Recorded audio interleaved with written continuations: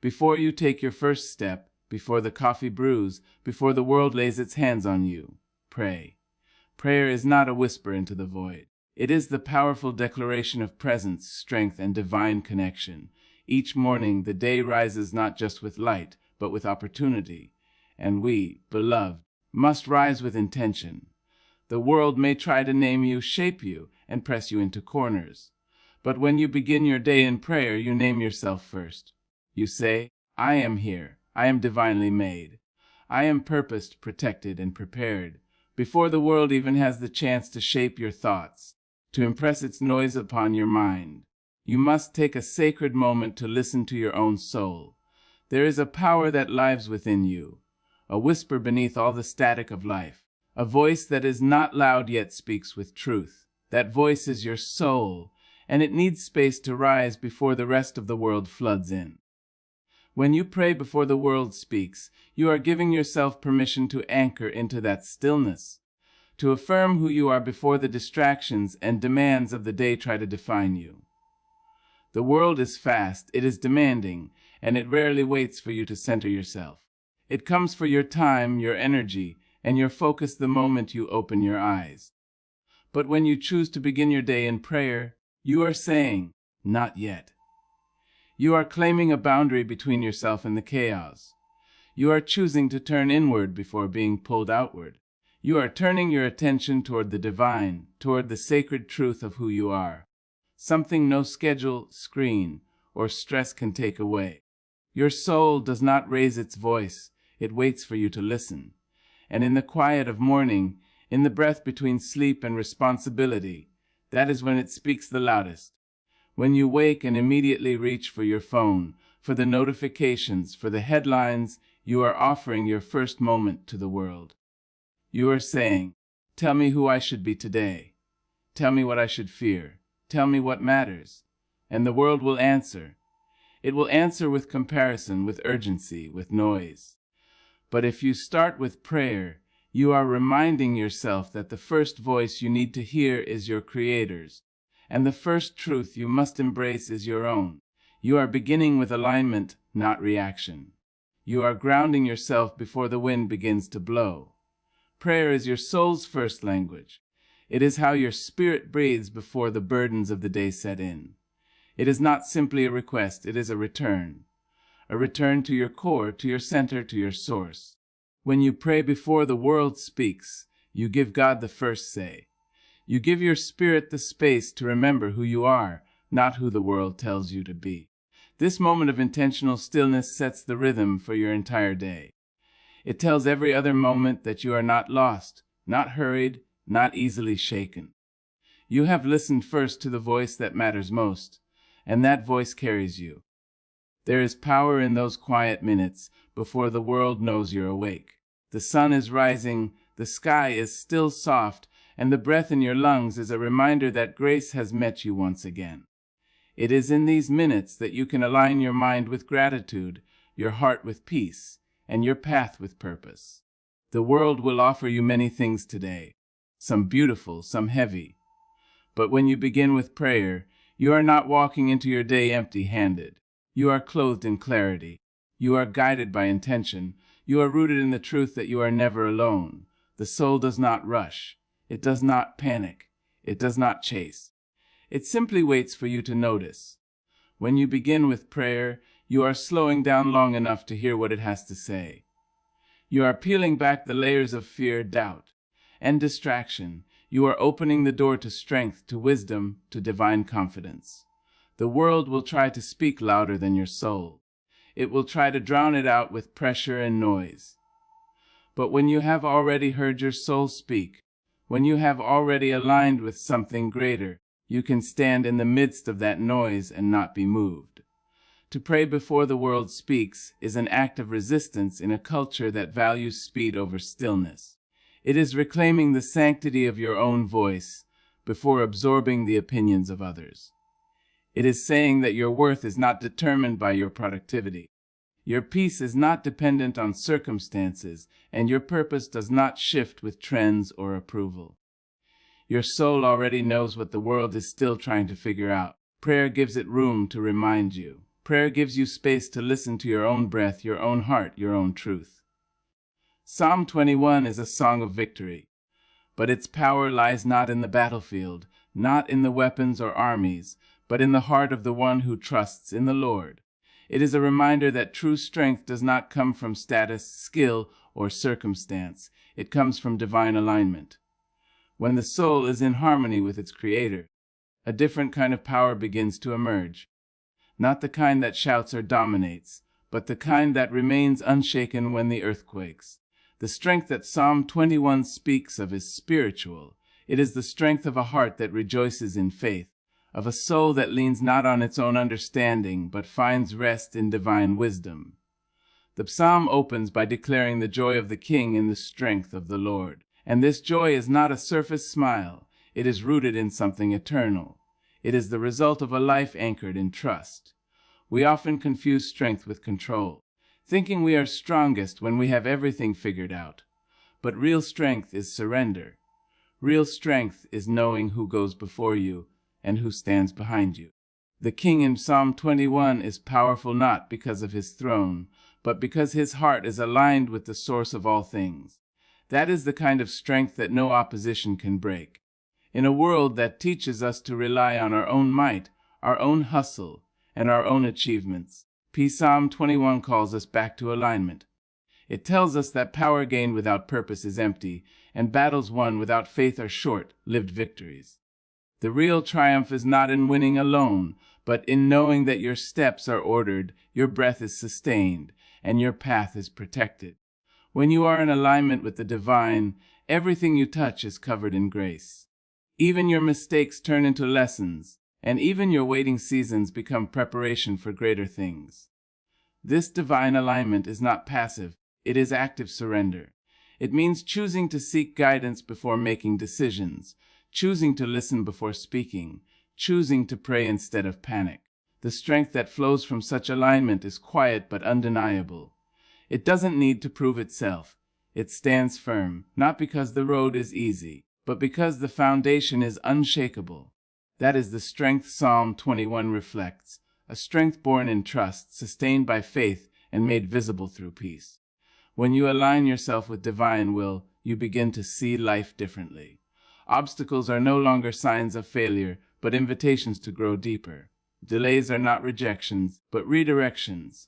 You stop striving to be seen because you know you are already held in divine regard. You stop forcing outcomes because you trust that what is meant for you will arrive on time and with purpose. The king in Psalm 21 receives not just victory, but honor and blessing, because his strength is not in what he does alone, but in who he walks with. There is a divine flow to life, and when you step into it, you no longer operate from exhaustion. You move with clarity. You speak with intention. You carry yourself with quiet authority because you are not reacting to the world.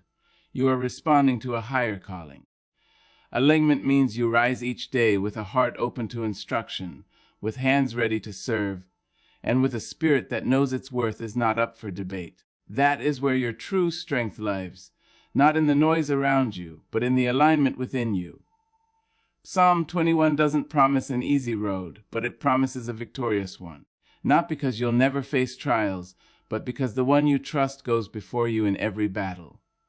The psalm speaks of desires granted, blessings poured out, and life extended. These are not simply rewards, they are reflections of what happens when strength and surrender walk hand in hand. It is a spiritual paradox. The more we release control, the more grounded we become. The more we seek divine will, the more powerful our presence becomes in the world. There is strength in knowing where your help comes from. There is power in turning your gaze upward before you look outward. The king rejoices in strength because he knows its source is not temporary. It is not borrowed or bought. It is eternal, immovable, and complete. And when your heart beats in rhythm with divine purpose, you are not easily swayed by circumstance. You are led, not driven. You are inspired, not pressured. You are strengthened not by the absence of struggle, but by the presence of divine alignment in the midst of it all. Gratitude is not just a feeling. It is a decision. It is the conscious choice to recognize what is right, even when much feels wrong. Before the demands of the world come rushing in, before the emails, the traffic, the expectations, there is a moment when your eyes open and your breath returns. That moment is sacred. That breath is grace. And when you acknowledge it with gratitude, you are claiming your first victory of the day. You are telling life, I see you, I honor you, I am here, and that is enough to begin with. So many people wake up already behind on their tasks, behind on their goals, behind on their dreams. But gratitude reminds you that you are never truly behind if you begin with presence. You woke up, and that alone is evidence of purpose. You are still in the game, still being held, still being given another opportunity to live, to grow, to love, to try again. Gratitude pulls your attention away from what is missing and places it on what is already working. It opens your eyes not to lack, but to abundance. The pillow beneath your head, the roof above it, the quiet breath moving through your chest. All of these are gifts that millions wish for and too few notice. When you begin your day in gratitude, you are setting the tone for everything that follows. You are not waiting for something big to happen before you celebrate. You are celebrating simply because you have been given another chance. The world teaches us to wait for milestones, the promotion, the applause, the recognition. But gratitude says every moment is worthy of praise. Every moment is already enough. It's not that you don't strive for more. It's that your striving is fueled by joy, not desperation. You don't chase success to feel worthy. You create with love because you already are. There is a power in acknowledging small blessings. The way the morning light spills into your room, the warmth of your shower, the quiet presence of someone you love, the softness of your own heartbeat.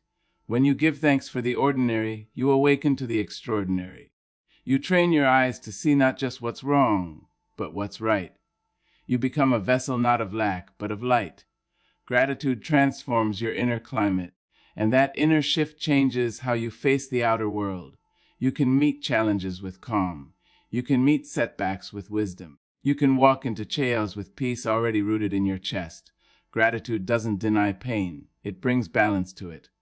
It says, yes, life is hard, and yet, life is still beautiful. It gives you perspective when everything feels overwhelming. You start to realize that even in the tension, there are treasures. Even in the waiting, there are whispers of grace. You begin to trust that the journey itself is holy, not just the destination. And that is a powerful place to live from. When others are chasing moments, you are creating meaning. When others are measuring worth, you are honoring presence. When others are overwhelmed by scarcity, you are overflowing with thanks. Every day will bring its share of problems. That is certain, but the way you begin determines how you will carry them. Begin in worry, and you'll find more to fear. Begin in bitterness, and the world will seem like a mirror of your pain. But begin in gratitude, and even the challenges seem softer, more manageable, less defining. You remember that you are bigger than any one problem. You remember that every difficulty is temporary, but your spirit is eternal. Gratitude roots you in that truth. Some days gratitude may come easily. Other days it may feel like a discipline, but in both cases it is your first victory. It is your armor and your anthem. It doesn't require your circumstances to be perfect, only your willingness to see what's already worthy of thanks. Even in sorrow, there is still breath. Even in confusion, there is still hope. Gratitude doesn't wait for the storm to pass. It builds shelter within it. It doesn't erase pain, but it holds it gently, refusing to let it consume everything. To wake up and say, thank you, before you say anything else, is to plant your feet firmly in the present. It's to claim your peace before the noise begins. It's to remind yourself that today, no matter what comes, begins with a blessing. And when you lead with gratitude, everything else follows its rhythm. Your words soften, your pace slows, your intentions clarify. You no longer move out of need, but from fullness. Gratitude is not the result of a good day.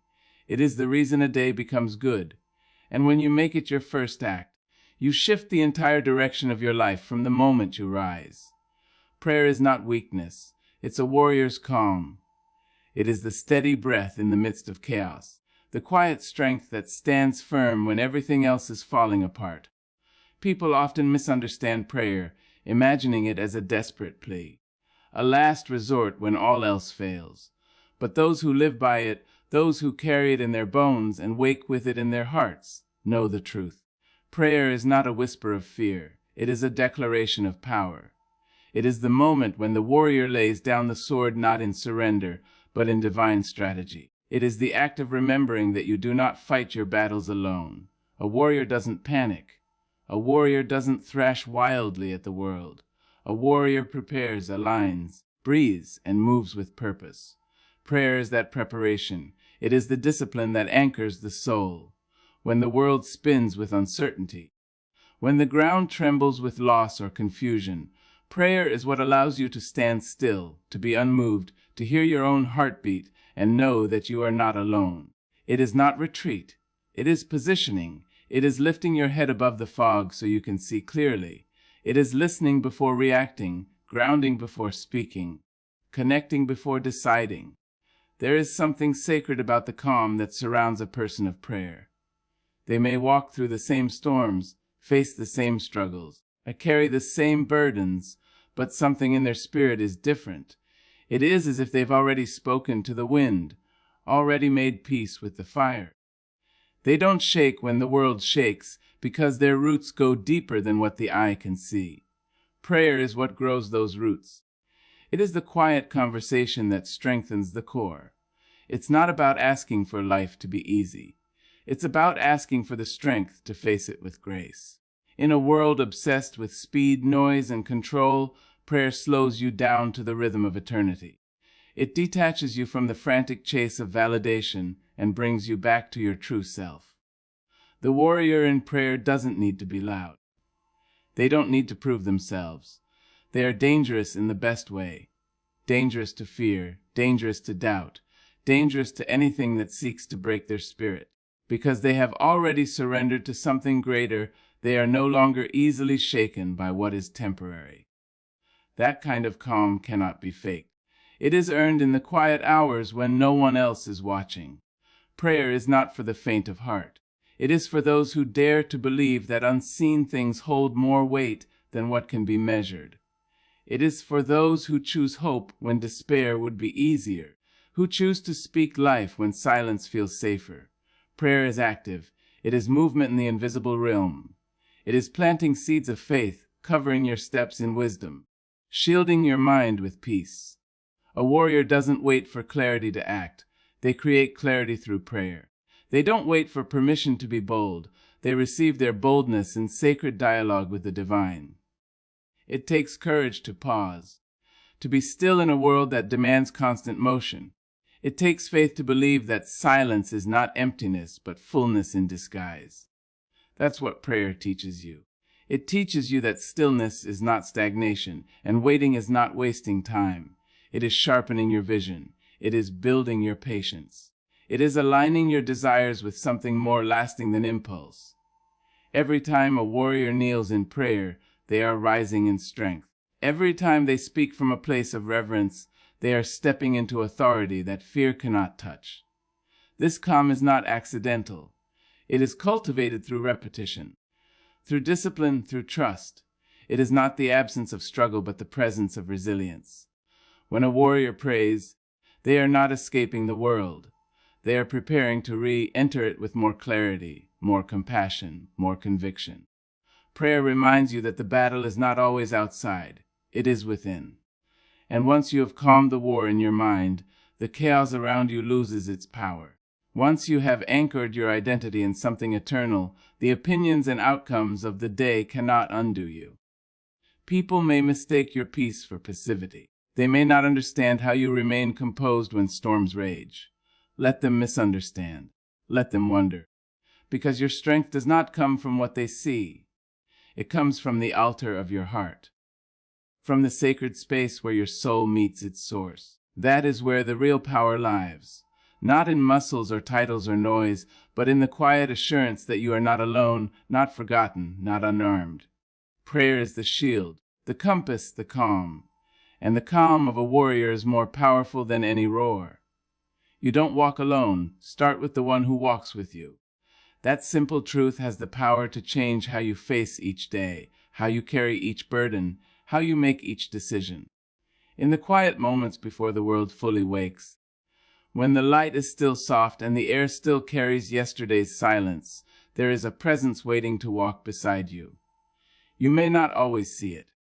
You may not always feel it, but it's there, constant, faithful, unchanging. The one who shaped you, who knew you before you even had a name, who walks every road you take, is already beside you when your feet hit the floor. So many of us begin our days overwhelmed. We scroll through lists of things to do, people to please, deadlines to meet, problems to solve.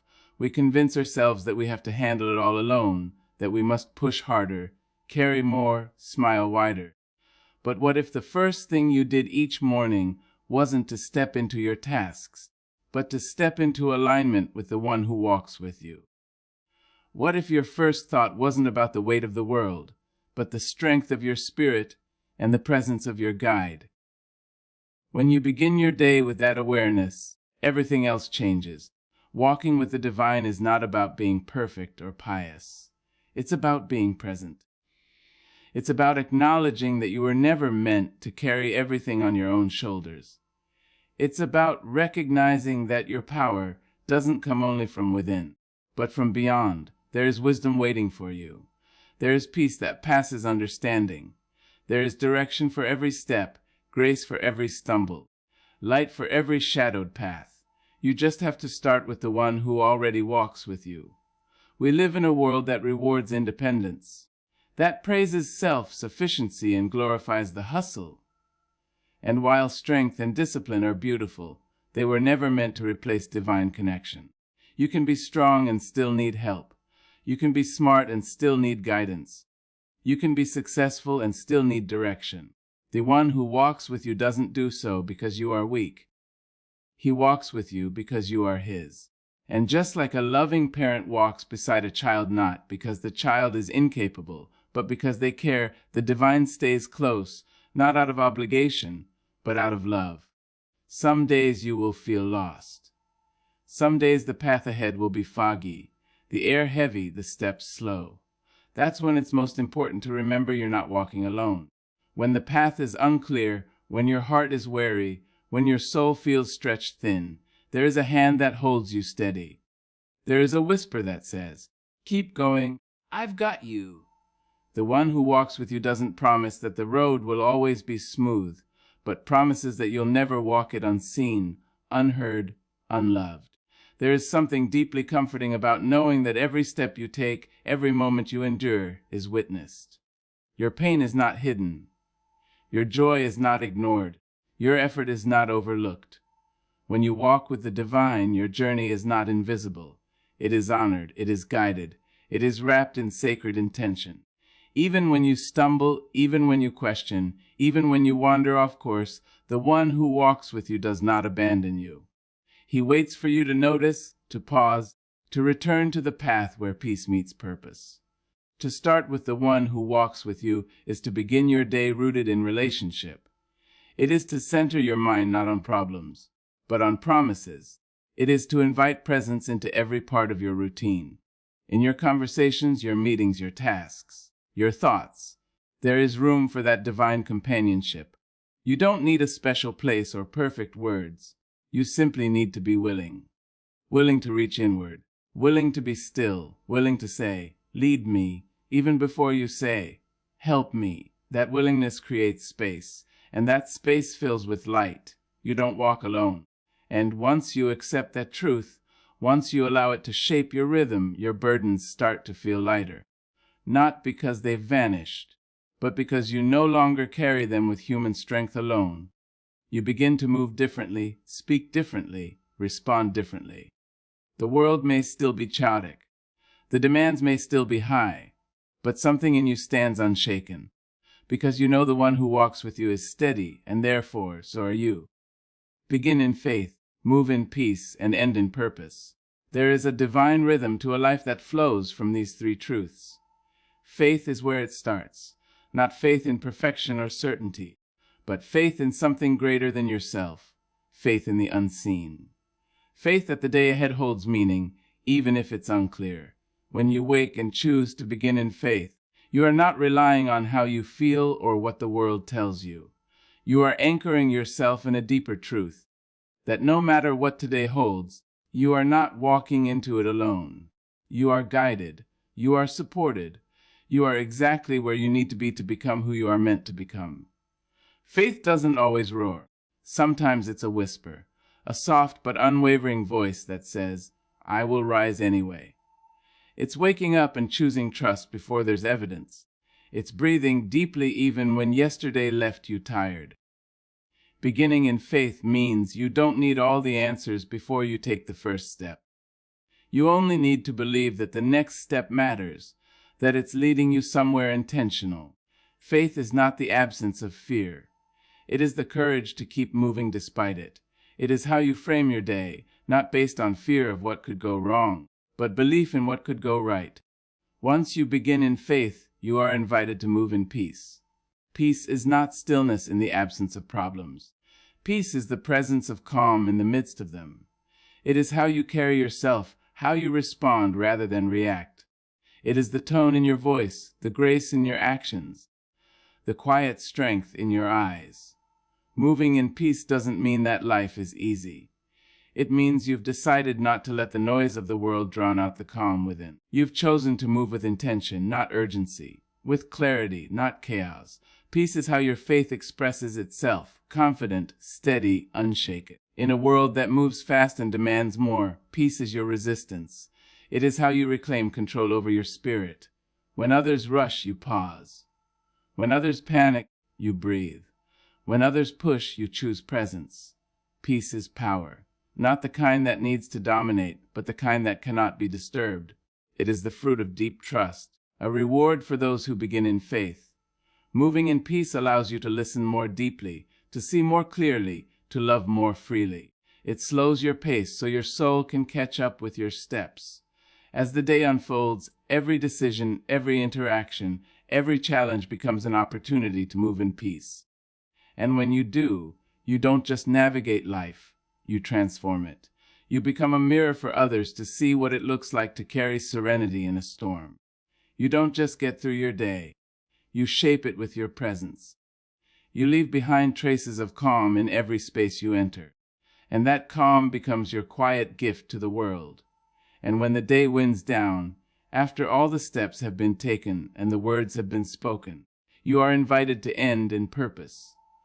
Purpose is not just the big dreams or the grand gestures. It's the thread that runs through every small act done with love.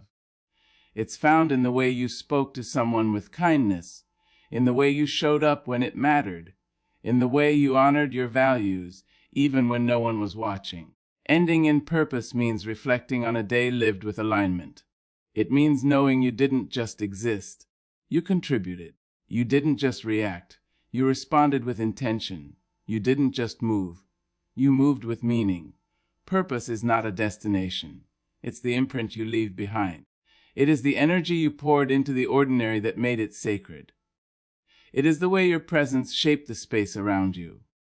When you end your day in purpose, you are not wondering whether it was enough. You are resting in the knowing that your day had value because it was lived authentically, that your actions were not about perfection but about presence, that even in small ways you lived in alignment with your higher calling. Begin in faith, move in peace, and end in purpose. This is not just a mantra. It is a way of living that brings your spirit into harmony with your path. It starts in the quiet morning, carries through the chaos of day, and settles with grace in the evening. It becomes the rhythm by which your soul dances through life, anchored in trust, wrapped in calm, driven by intention.